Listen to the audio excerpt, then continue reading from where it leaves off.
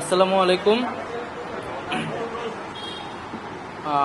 আজ দুপুর 1টার সময় আমাদের প্রধান উপদেষ্টা কার্যালয় যমুনাতে আমাদের উপদেষ্টা পরিষদের একটা অনানুষ্ঠানিক বৈঠক ছিল এবং এই বৈঠকে আমি আমার একটা ব্যক্তিগত বিষয়ে আলোচনা করেছি এবং আলোচনা সাপেক্ষে আমি প্রধান উপদেষ্টা বরাবর আমার পদত্যাগপত্র জমা দিয়েছি। আমার যেই দুইটি মন্ত্রণালয় ছিল, তথ্য ও সম্প্রচার এবং ডাক, টেলিযোগাযোগ এবং তথ্য প্রযুক্তি, দুইটি মন্ত্রণালয়ের দায়িত্ব থেকে আমি ইস্তফা দিয়েছি। এছাড়াও এই জুলাই ফাউন্ডেশন, জুলাই শহীদ স্মৃতি ফাউন্ডেশন সহ সরকারের যেই সকল কমিটিতে আমি ছিলাম, এই সকল কমিটি থেকে আমি সাথে সাথে একই সাথে ইস্তফা আমার হচ্ছে। তো মূলত একটি গণ অভ্যুত্থানের প্রেক্ষিতে 8ই আগস্ট আমরা গণ অভ্যুত্থানের প্রতিনিধি হিসেবে প্রথমে 2 জন এবং পরবর্তীতে আরও 1 জন, 3 জন অন্তর্বর্তী সরকারে দায়িত্ব নেই অন্যান্য উপদেষ্টাবৃন্দের সাথে।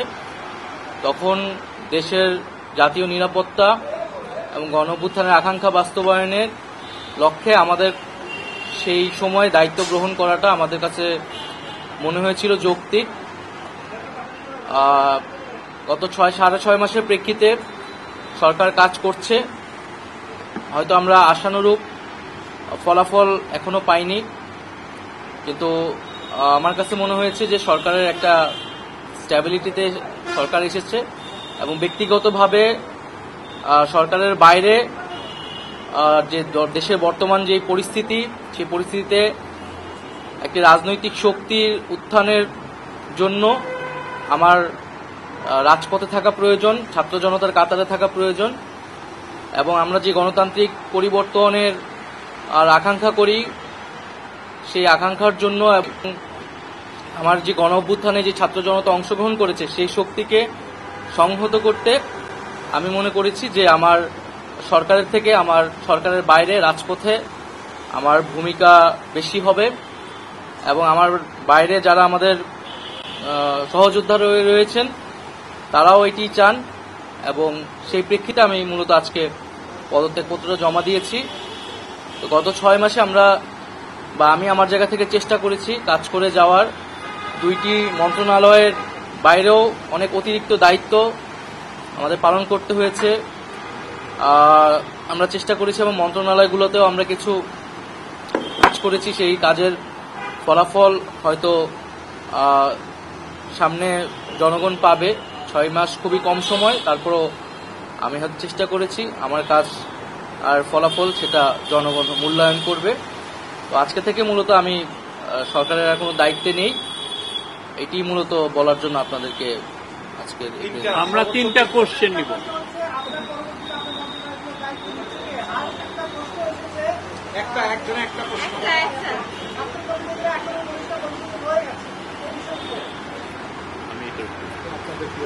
আমার পরে যে দায়িত্ব নিবে এটা আসলে ক্যাবিনেটে পরবর্তীতে এটা ক্যাবিনেট ঠিক করবে, উপদেষ্টা পরিষদই ঠিক করবে। আর আমি আমার জায়গা থেকে মনে করেছি আমার বাইরের প্রয়োজন, বাট এখনো আমাদের গণ অভ্যুত্থানের আকাঙ্ক্ষা তো বাস্তবায়িত হয়নি। বিচার এবং সংস্কারের যে প্রতিশ্রুতি নিয়ে এই সরকার গঠিত হয়েছিল, ছাত্ররা এসেছিল, সেই প্রতিশ্রুতি পূরণে অন্য যে 2 জন রয়েছে তারা মনে করছে তাদের সরকারে এখনো দায়িত্ব রয়েছে, তারা এখনো সরকারে থেকেই জনগণকে সার্ভ করবে। তারা যদি রাজনীতি করার প্রয়োজন বোধ করে তারা তখন হয়তো সরকার ছেড়ে দেবে।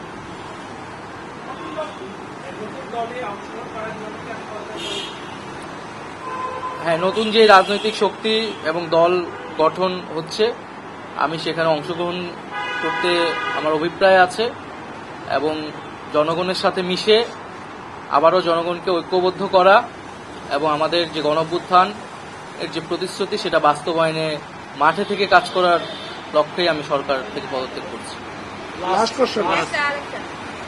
তাজওয়ার,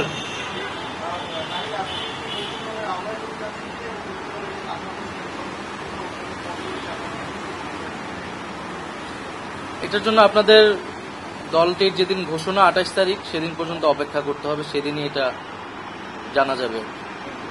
নারীদের মধ্যে থেকে একটা কোশ্চেন নিব।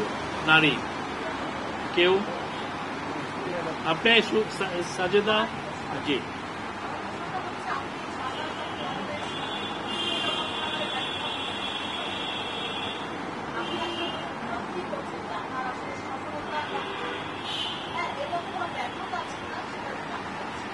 না, আমাদের তো অনেক সীমাবদ্ধতা ছিলই। আমরা সেই সীমাবদ্ধতাগুলো কাটানোর চেষ্টা করেছি সবসময়, এবং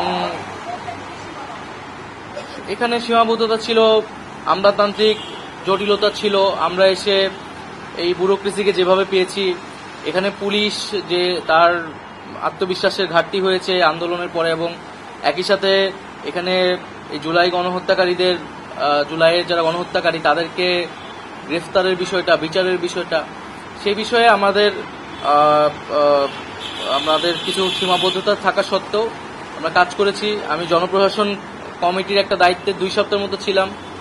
2 সপ্তাহের মিটিংয়ে আমরা সিদ্ধান্ত নিয়েছি যে যারা 18 সালের ডিসি ছিল এবং দুর্নীতির সাথে জড়িত ছিল তাদেরকে সরানোর ব্যবস্থা, এরকম কিছু উদ্যোগ আমরা নিয়েছি। এবং আমি আশা করব যে অন্তর্বর্তীকালীন সরকার সামনের দিনগুলোতে জনগণের যে আকাঙ্ক্ষা, গণঅভ্যুত্থানের যে আকাঙ্ক্ষা, সেই আকাঙ্ক্ষা বাস্তবায়নে তারা সচেষ্ট হবে, এবং দেশের যে আইন শৃঙ্খলা পরিস্থিতি, সেই আইন শৃঙ্খলা পরিস্থিতি এবং দ্রব্যমূল্য নিরসনে তারা সফলতা দেখাতে পারবে।